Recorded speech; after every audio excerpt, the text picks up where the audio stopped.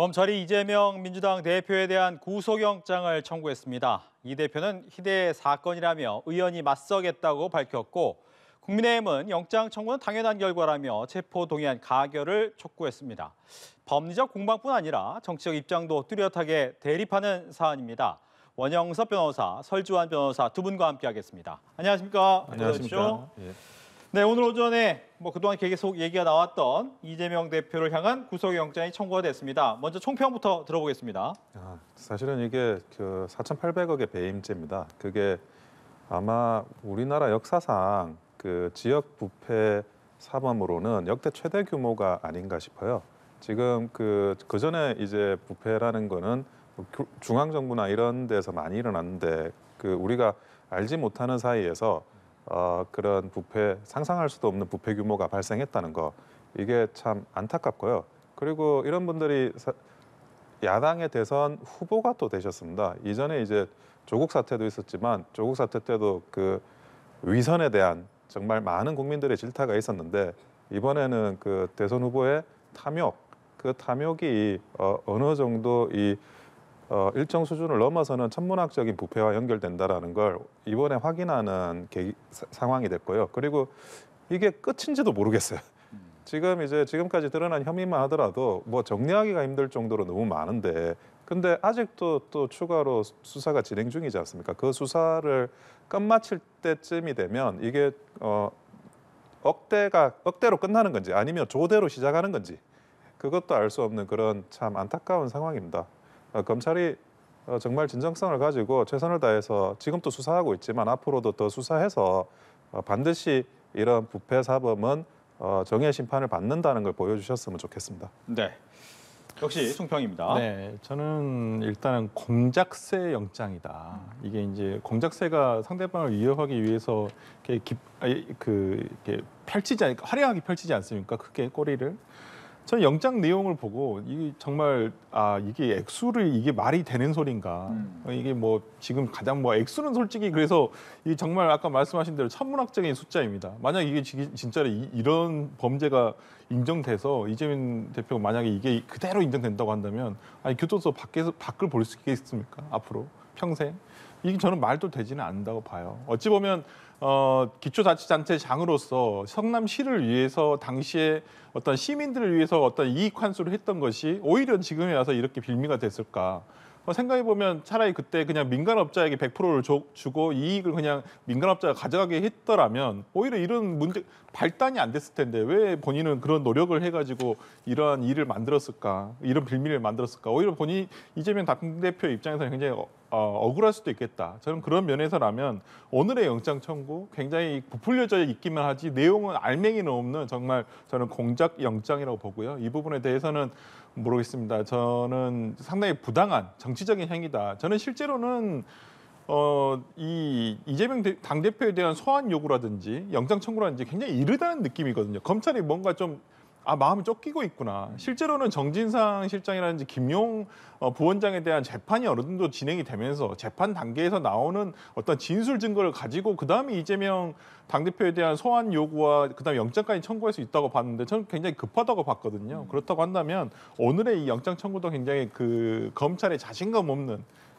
어떤 자신감이 없는 상황에서 무조건 어떤 정치적인 행위라고밖에 볼 수 없는 영장 청구다라고 볼 수밖에 없다. 이렇게 총평을 하고 싶습니다. 네, 좀 하나하나 살펴보죠. 말씀하신 것처럼 이 영장 청구에 대해서는 극명하게 좀 갈리고 있습니다. 하지만 제1야당의 당대표를 구속영장을 청구한다라는 것은 일단 검찰 입장에서는 쉽지 않은 일이긴 해요. 하지만 말씀하신 것처럼 공작 영장이냐 아니면 어떠한 특별한 증거가 있기 때문에 할 수밖에 없었느냐 어떻게 봐야 됩니까? 지금 이 정진상, 유동규, 김용, 나무, 김만배 이 대장동과 관련한 모든 사람들이 다 구속이 됐었습니다. 네. 풀려나신 분도 있지만 모두가 일단 다 구속되셨어요. 이 대장동 사건으로 구속이 안 되신 분들이 없는데, 근데 이 사건의 최정점에는 이재명 대표가 있습니다. 원래 공범이라고 하면 보통은 이제 동시에 기소가 됩니다. 그런데 야당 대표였기 때문에 사실은 더 수사를 어찌 보면 치밀하게 해야 되는 부분도 있지만 야당 대표라는 그 정치 탄압, 야당 탄압이라는 그런 프레임을 피하기 위해서라도 더 이런 그 이재명 대표에 대해서는 약간 지연이 발생했던 거고요. 그리고 일반인이라면 이보다 훨씬 작은 사건에도 12번 또 구속됩니다. 그런데 지금 다시 말하지만 야당 대표라는 이유로 오히려 그 구속이라는 거를 상당히 늦췄다. 그렇게 저는 볼 수밖에 없고, 그리고 이제 지금 이재명 대표가 뭐 구속과 관련해 가지고 이런저런 말씀을 하시는데, 지금 검찰은 체포동의안의 가결이나 부결은 생각하실 필요가 없는 거예요. 그거는 이제 정치의 문제고, 다만 이제 검찰이 구속영장을 치지 않으면 오히려 이재명 대표한테 굉장한 특혜를 베푸는 겁니다. 일반인들은 도저히 상상할 수도 없는 그런 특혜를 베푸는 거기 때문에 그런 일은 당연히 있어서는 안 되고요. 아주 앞으로도 또 뭐 체포동의안 부결 이후에 또 어떤 상황이 벌어질지 알 수는 없지만 정당한 죄에 합당하게 구속영장을 청구하는 게 필요할 것 같습니다. 네.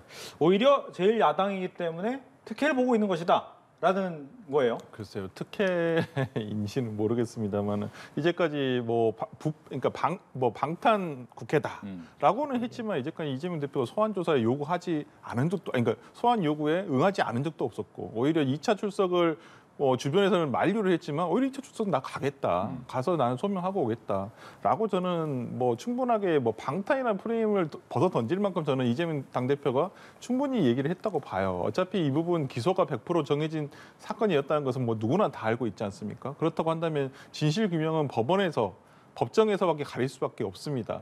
검찰도 그거 충분히 알고 있을 거라고 봐요. 그리고 검찰에서도 영장 청구를 당연히 하겠죠. 저는 이건 요식행위라고밖에는 설명할 수가 없을 것 같아요. 왜 그러냐면 참 이번 주에 특히나 영장 청구 주초부터 조선일보를 비롯해서 영장 청구가 이번 주부터 될 것 같다라고 하는 보도부터가 있었어요. 그러더니 갑자기 정성호 의원의 어떤 그러니까 교도소 그러니까 접견한 내용들이 나오기 시작을 해요.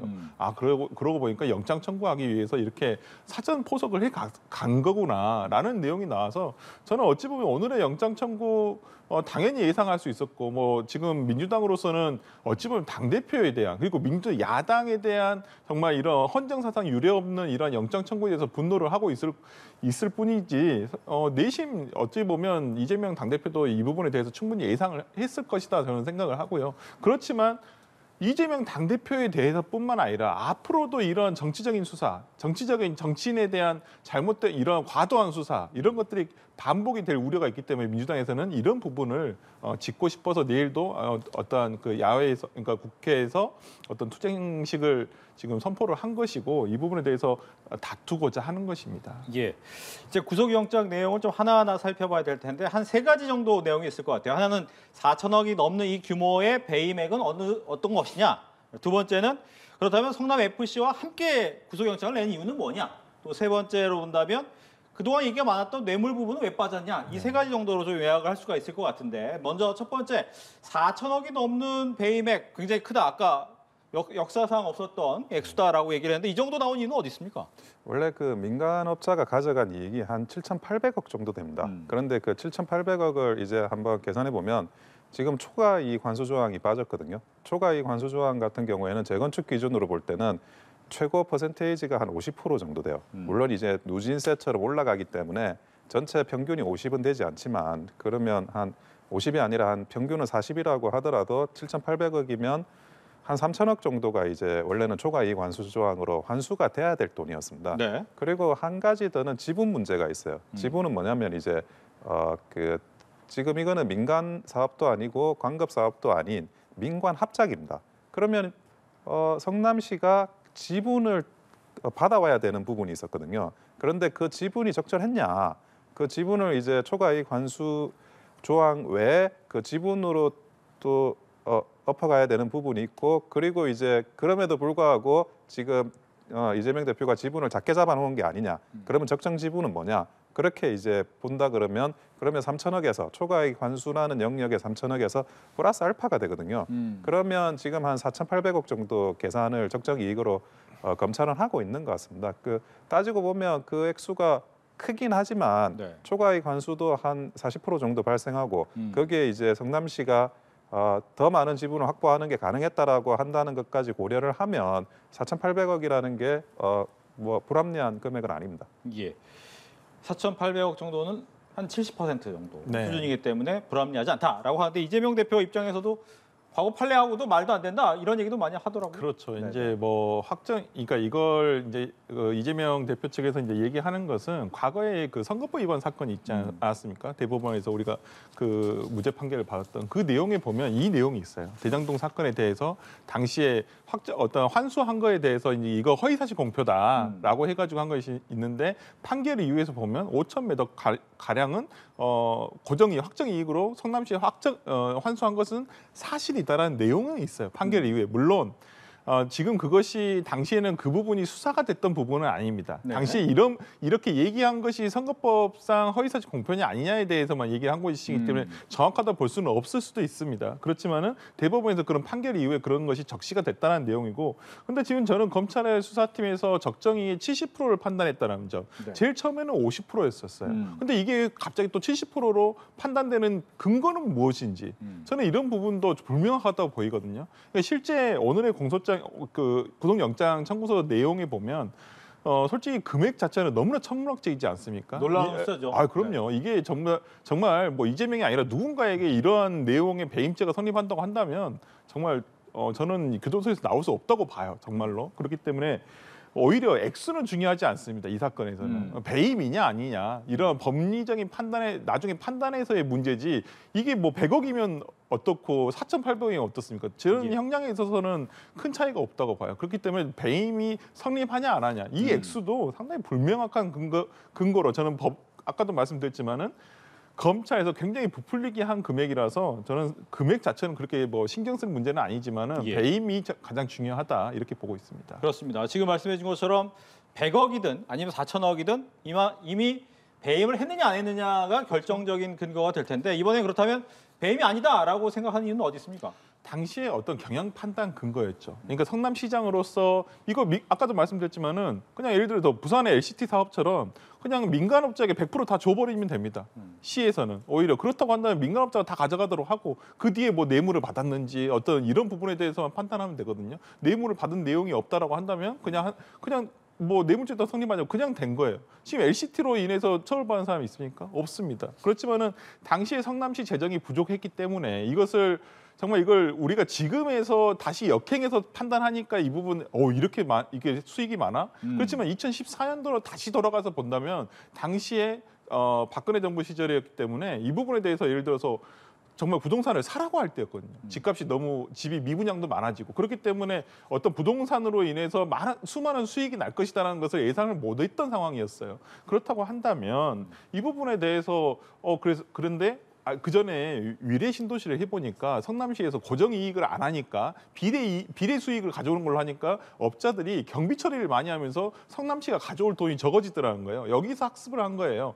그러면 이번에는 성남시에서 무조건 사업이 잘 되든 어쩌든 간에 5천억을 무조건 가져오고 나머지 부분에 대해서 가져가라. 근데 이제 물론 문제를 삼고 있는 건 초과 수익 이 환수 조항에 대해서 이것을 왜 설정하지 않았느냐라는 내용들이 뭐 배임의 근거가 될 수는 있겠습니다만은 당시에 이것을 넣었더라고 한다면 민간 사업자에서는 이 부분 달려들 이유가 없었어요. 저는 뭐 여러 가지 물론 유죄가 될 수 있는 근거, 무죄가 될 수 있는 근거가 여러 가지가 있습니다만은 김만배 씨가 옛날 녹취록에 어떤 내용이 있냐면 이걸 법조인들한테 많이 팔려고 했는데 이렇게 약정이 이렇게 돼버리면 안 팔린다. 그래서 결과적으로 이 사람들이 천화동인에서 1호부터 6호까지 있지만은 그 자기들끼리 나눠 가지게 된 거거든요. 그렇다고 한다면 저는 모르겠습니다. 이걸 이제 법정에서 검찰에서 어떠한 증거를 제시할지, 그다음에 이재명 대표가 또 어떤 항변을 할지에 따라 저는 달라진다고 생각하지만은 지금까지 봐서는 이재명 시장의 시를 위해서 한 것인데 이러한 것을 배임으로 판단한다는 것은 조금 무리지 않겠느냐라고 생각해 봅니다. 즉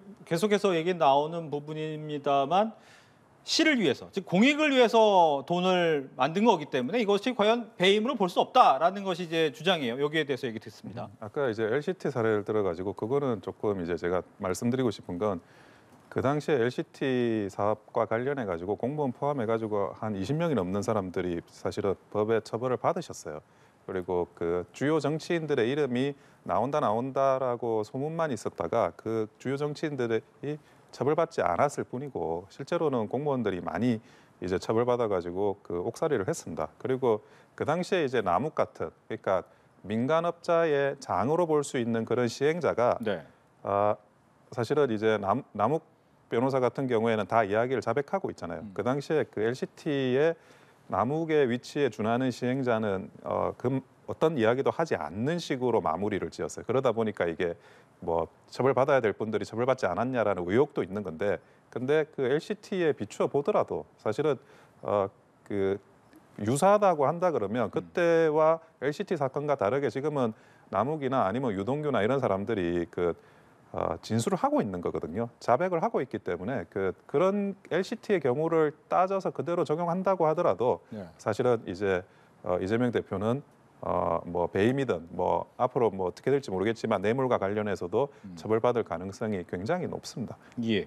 그렇다면 여기서 성남 FC 후원금과 같이 묶은 이유는 어디 있습니까? 원래는 이제 그 수사를 여러 건을 하게 되면 별건을 하게 되면 경합범으로 공동 기소하는 게 원래는 원칙이에요. 네. 그게 이제 그 피고인 입장에서도 피의자 입장에서도 방어 전략에서는 절대적으로 사실 유리합니다. 근데 이게 이재명 대표가 관련한 뭐 비리 혐의가 너무 많다 보니까 일단은 소환 조사 지금 3번 하지 않았습니까? 성남 FC 건 소환하고 2차로 이제 대장동 소환했는데 소환한 것들에 대해서는 일단 몰아가지고 이제 경합범으로 기소를 하는 거고요. 네. 그 외 사건들 쭉쭉 나와 있는데 그거는 수사 진행에 따라서 아마 추가 기소를 하게 될 것 같습니다. 그런데 이건 오히려 뭐 굉장히 자연스러운 거지 이게 뭐 특별히 뭐 다르게 평가받을 건 없고요. 그리고 성남 FC든 대장동이든 한 건 한 건이 뭐 도저히 상상하기 힘들 정도로 큰 금액이지 않습니까? 그거를 한 건으로도 만약에 구속영장을 치면 구속이 충분히 될 정도로 중대 사안들입니다. 그거를 뭐 2개 합쳤다고 해가지고 구속이 더 잘 되고 한 건만 하면 구속이 덜 되고 뭐 그런 건 또 아닙니다. 예. 묶어서 한 부분에 대한 얘기 듣겠습니다. 그러니까 저는 이거 아까도 말씀드렸지만 검찰에서 상당히 자신감이 없어 보여요. 그러니까 대장동 사건 구속영장 청구에 대해서 그렇죠. 그러니까 대장동 사건에서 배임만 가지고 구속영장 청구하기에는 배임 자체만 가지고는 법리적인 판단의 문제거든요. 그렇다고 한다면 이 부분에 대해서 야 이걸로 영장 청구를 해서 만약에 진짜 실질심사를 가더라도 영장 발부가 될 수 있을까? 그러니까 액수는 중요하지 않아요. 진짜 하나도 이 사건에서는 액수는 뭐 아니 100억 아까도 100억을 하든 4,800억을 하든 무슨 형량에 있어서 물론 뭐 다 똑같지 않겠습니까? 그리고 뇌물도 마찬가지입니다. 1억 이상만 돼도 무기징역이에요. 근데 133억이에요. 그렇다고 한다면 저는 오히려 뭐 기존에 뭐 한간에는 이 성남 FC 사건이 더욱더 확실하다. 라는 얘기가 더 많았거든요. 네. 저는 그렇다고 한다면 그 검찰에서는 대장동 건만으로 좀 위험할 수 있겠다. 그러면 성남시 것까지 같이 묶어서 하겠다. 물론 아까 우리 온 변호사님께서 말씀하신 대로 이번 영장이 다 처음이자 끝이 아닐 수도 있어요. 아하. 앞으로 지금 왜 그냥 백현동 사건이라든지 쌍방울 사건이라든지 계속 추가가 될 수 있거든요. 그렇다고 한다면 검찰에서는 일단 이번에는 이렇게 묶어서 한번 해보자라고 해서 저는 보낸 건데 상당히 자신감 없는 영장 청구다라고 저는 생각합니다. 예. 이제 세 번째 내용입니다. 이 천화동인 1호 배당금 절반인 428억 원의 뇌물 약속, 즉 수뢰 부분에 대해서는 이번에 빠져 있습니다. 이 빠진 이유는 과연 무엇인가? 증거가 없어서이냐, 아니면 어떠한 이유가 있어서냐, 이런 부분이 있을 것 같아요. 좀 얘기를 해볼까요? 추가 수사를 하겠다라는 건 명확한 것 같아요. 네. 그러니까 구속 기소를 하면 예를 들어 뭐 체포 동의안이 뭐 부결될 가능성이 높아가지고 구속될 것 같지도 않지만 구속 기소를 하게 되면 20일 안에는 기소를 해야 되거든요. 네. 그런데 20일 안에 기소를 하면 기소한 다음에 그러니까 공판 중에 별도의 수사를 해가지고 증거 자료를 보완하는 건 좀 원래 쉽진 않아요. 네. 그러니까 그 사이에 이제 128억에 대해서는 그 추가로 수사를 해서 기소를 하겠다. 뭐 그런 의도는 분명히 있는 것 같고 그런데 물론 이제 그 영장에 범죄 사실로 들어가진 않지만 그 경위 사실로는 일단 들어갔고요. 그리고 제가 볼 때는 증거가 428억에 대한 증거가 부족하다 그런 관점이 있을 수 있는데 저는 좀 다른 관점이 있을 수 있는 것 같아요. 왜냐하면 428억도 경위 사실로 들어간 이상 기소할 건 분명하기 때문에 증거가 없다기보다는 사실은 이게 배임 액수가 4,800억이지 않습니까? 그리고 민간이 가져간 그 이익이 7,800억이거든요. 그러면 428억만 받고 그런 엄청난 일을 했을까라는 거기에 대한 좀 의구심이 있을 수 있어요. 그러니까 428억에 플러스 알파가 있다는 거죠. 그러면 그 플러스 알파를 사실은 찾아야 돼요. 네. 그러면 428억은 이미 나와 있는 사실관계고 그런데 플러스 알파를 찾으려면 추가 조사를 해야 됩니다. 그래서 그 428억의 플러스 알파를 찾기 위한 조사를 하기 위해서 제가 볼 때는 일단 구속영장 관계에서는 빠져 있다. 저는 그렇게 봅니다. 알겠습니다. 플러스 알파를 위해서 빠져나왔다. 그러니까 지금 네. 이게 전제 사실이 있어요.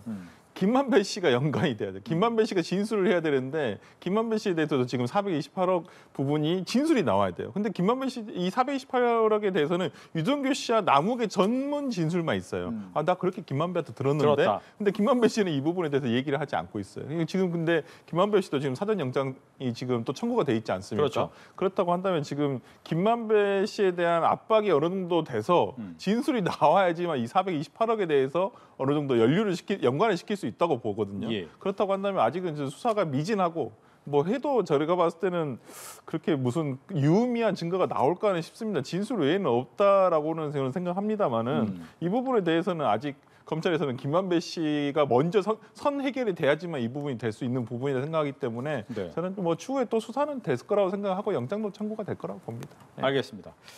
이제는 이 영장 실질 심사까지 갈 수 있느냐라는 거예요. 구속영장을 청구를 했지만 현역 국회의원이기 때문에 불체포 특권이 있습니다. 따라서 이 부분이 아마 24일 본회의 때 얘기가 좀 나올 것 같은데 일단 어떻게 예상하십니까? 당내에서는 뭐 당론으로 정하자는 뭐 강경하게 주장하시는 분도 계시긴 합니다. 그렇지만은 뭐 저도 개인적인 생각은 당론으로 정한 것은 네. 굳이 그럴 필요가 있겠느냐. 왜냐하면 무기명 투표입니다. 국회의원 개개인 한 명이 판단할 문제라고 보고요. 또 예. 특히나 지난번 노웅래 의원 체포동의안에서도 있었지만 이제 한동훈 장관이 와서 또 설명을 하지 않겠습니까? 네. 근데 그 설명하는 태도도 상당히 중요하다고 봐요. 지난번 노웅래 의원 때는 저는 한동훈 장관이 결정적인 실수를 했다는 게 거기서 너무 그러니까 뭐라 해야 돼요? 지금까지 법무부 장관이 하지 않았던 오히려 진짜 검사가 이것을 얘기하듯이 뭐 부스럭거리는 소리가 들립니다. 뭐 저번에 주셨는데 이번에 왜 또 주시냐. 뭐 이런 어찌 보면 증거 관계에 대한 녹취록에 대한 얘기들을 했단 말이죠. 뭐 이제 그럴 수도 있다고는 보지만은 오히려 그런 점에서 저는 의원들이 아 이건 너무 의회를 욕보이는 거 아니냐라는 생각도 했을 수도 있다고 보이고요. 그렇기 때문에 이번에는 한동훈 장관이 어떠한 진술을 어떠한 이제 설명을 할지는 모르겠습니다만은 네. 저는 지금의 기류로서는 각각 개별적인 판단을 맡기겠다라는 것이지만은 저는 최근에 어떤 이재명 당대표에 대한 수사가 과도하다라는 느낌은 계속 들어요. 왜 그러냐면 지난 1차 소환 이후에 중앙지검에서 1차 소환 이후에 2차 소환까지 어떤 일이 있었냐면 일주일 사이에 갑자기 또 백현동 사건이 튀어나와요. 압수수색이 시작되고 그다음에 무슨 정자동 호텔 부지 관련해 가지고 사건이 또 수사가 시작되고 그리고 이런 내용들이 계속 뉴스에 나오고 그다음에 도이치모터 사건이라든지 곽상도 의원의 사건 판결들이 나오면서 야 이건 검찰이 너무 자의적이다. 네. 그리고 검찰의 이재명 대표에 대한 수사가 적정하지가 않다. 이건 과도하다라는 어떤 당내 의원들의 좀 공감대가 형성이 된 것 같아요. 그렇기 때문에 저는 이 부분에 대해서 아마 뭐 당론으로 정하지는 않겠지만은 저는 아마 부결되지 않을까라는 생각을 해봅니다. 예. 아 부결된다고 생각하시겠죠? 근데 네. 부결되면 그럼 어떻게 진행됩니까? 지금 부결되면 아마 불구속 상태에서 기소가 됩니다. 재판이 진행되는 거죠? 예, 재판이 진행되고 그러면 이제 뭐 밖에 있는 상태에서 법원에 출석하면서 재판을 받는 건데 그게 아마 그러면 그 동안에도 이제 재판 받는 과정을 보면 예. 다른 분들 뭐 유동규, 김용 뭐 이런 분들 재판 받을 때마다 그 TV의 언론에 완전히 또 그 한마디 한마디가 장식을 하지 않습니까? 이재명 대표 같은 경우에는 당 대표니까 네. 이재명 대표가 뭐 법원에 출석해가지고 무슨 말하고 그 증인이 무슨 말하고 이런 과정들이 언론의 헤드라인을 장식할 수밖에 없거든요. 그러면 거기에 대해서 민주당이 뭐 스스로도 굉장히 부담을 느낄 수밖에 없습니다. 문제는 이제 그때 그러면 이재명 대표가 대표직에서 물러나느냐 안 물러나느냐 사실 이게 관건이에요. 대표직에서 물러나야만 어떻게든 헤드라인에서 뺄 수가 있는데 네. 그 노웅래 의원 같은 경우도 한번 볼 필요가 있는데 노웅래 의원이 이제 본격적으로 이런 수사나 이런 체포동의안, 뭐 구속 이런 이슈가 오기 전에 민주연구원에서 원장직을 사임을 합니다. 민주연구원 원장직을 들고 있으면 민주연구원의 원장으로서 헤드라인을 별도로 또 장식할 수가 있거든요. 그리고 부결이 되고 나서 그 다음에 이제 재판이 진행되는 그 과정도 민주연구원의 원장으로서 또 계속 이제 당의 요직을 차지한 사람으로서 회자가 돼요. 네. 아마 이재명 대표에 대해서 저도 뭐 부결이 당론 아닌 당론으로 정해져 있다고는 하는데 아마 그렇게 되면 이재명 대표의 사퇴도 이루어지지 않을까라는 조심스러운 추측을 하고 있습니다. 예. 뭐 일단은 부결이 될 것이다. 부결이 된다면 부결된 상태에서 이제 법적인 이제 재판이 진행될 것이다라는 부분까지 얘기를 하는데 한 가지만 이 부분에 대해서 더 얘기하면 얼마 전에 이제 정성호 의원이 여령을 만났다라는 부분에 대해서 회유 논란이 있었고 또 아니다라는 얘기도 있었거든요. 이거는 어떻게 봐야 되는지 이번에 먼저 좀 얘기를 해주시죠. 네. 정성호 의원 같은 경우에는 이제 그 민주당에서 공무상 비밀 누설죄로 그 고발을 하겠다고 지금 이야기를 하는 거거든요. 네. 그게 원래 그 말을 한 게 사실이 아니면 허위 사실 유포에 의한 명예훼손으로 고발을 해야 돼요. 그런데 공무상 비밀 누설죄로 고발을 한다는 것 자체는 그 말을 했다는 거는 맞다는 거예요. 알리바이를 만들어라. 알리바이가 필요하다. 그리고 이제 그 이재명 대표가 나중에 대통령 된다. 이런 것들을 한 이야기 그 자체는 맞다. 그러면 회유가 아니라는 거 뭐가 회유가 아니라는 거냐. 그 말을 했는데 그 평가, 자기의 의견으로서 회유가 아니다. 이런 이야기거든요. 그런데 아니 그 일반 국민들 입장에서는 그 내용들을 보면 이걸 회유가 아니라고 과연 판단하실 분들이 있을지 네. 민주당이 좋아하는 역사의 법정 기준으로 하면 역사도 이거는 회유라고 판단할 것 같습니다. 예.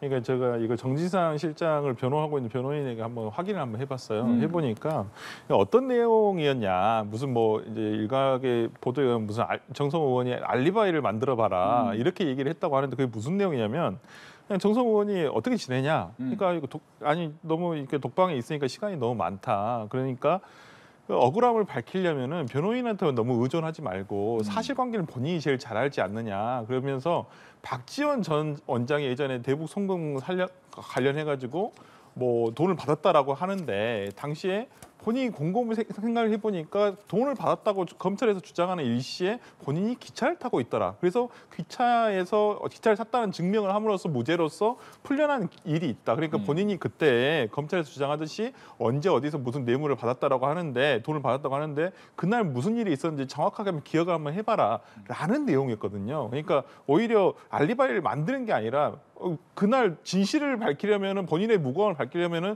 스스로 기억을 잘 해봐라 이런 내용이었다고 해요. 그렇다고 한다면 그리고 특히나 저는 아까도 말씀드렸지만은 정성호 의원이 사선 국회의원으로서 예를 들어서 이렇게 누군가의 회유를 하고 이렇게 뭐 예를 들어서 이재명 당대표의 지시를 받고 가서 이 사람들의 예를 들어서 입막음을 해라. 네. 이렇게 저는 생각하지는 않거든요. 이분의 평상시의 성품이라든지 어떤 그런 부분에 있어서 그렇기 때문에 이러한 것들이 조금 오보이지 않냐. 그리고 검찰에서 이러한 내용을 언론에 흘림으로써 민주당 의원으로서는 더더욱 더 응할 수가 없는 그러니까 구도 영장 이 체포동의안의 가결에 동의할 수 없는 어떠한 일련의 행동들이 이어지고 있다 검찰에. 네. 예, 그렇기 때문에 아까도 말씀드렸듯이 가결보다는 부결에 더 무게가 가는 것은 사실입니다. 알겠습니다. 끝으로 하나의 질문, 같은 질문을 드리도록 하겠습니다. TV조선 종편 중에 하나죠. TV조선의 재승인과 관련된 의혹을 수사 중인 검찰이 방송통신위원장 사무실과 자택을 압수수색했습니다. 한상혁 위원장이죠.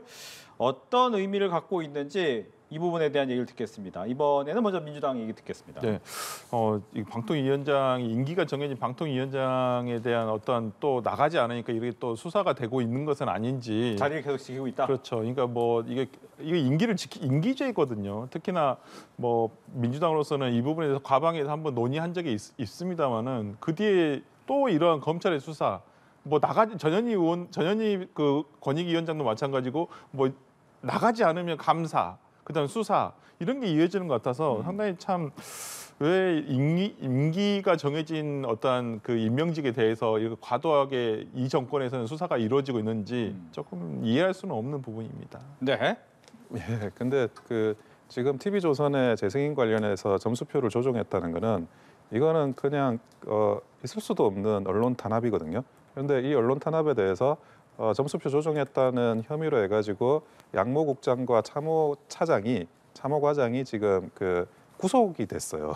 그러니까 구속이 됐다는 거는 범죄 혐의가 소명이 됐다는 건데 참모 과장이 지금은 이제 윗선에 관여가 있었다라는 거를 이미 진술을 한 상태입니다. 그런데 공무원들이 윗선에 관여가 없이 본인이 단독으로 그런 점수표 조정이라는 엄청난 일을 진행할 리도 만무하고 지금 공무원의 입장에서는 이제 그 자기가 모든 걸 덮었을 생각도 없고 이미 진술을 하기 시작한 이상에는 이 자체가 걷잡을 수 없이 퍼져나갈 수밖에 없다고 봐요. 그 정점에는 이제 한상혁 위원장이 있는 거고 그리고 이제 그 압수수색을 하고 있는데 결국에는 아마 그 컴퓨터에 대한 압수수색이 거의 메인이 될 것 같아요. 컴퓨터가 핸드폰보다 보안이 훨씬 취약합니다. 그래서 그 핸드폰이 컴퓨터가 압수가 되면 거기에 대해서 이제 포렌식을 기본적으로 할 거고 그 과정에서 많은 것들이 드러날 거라고 봅니다.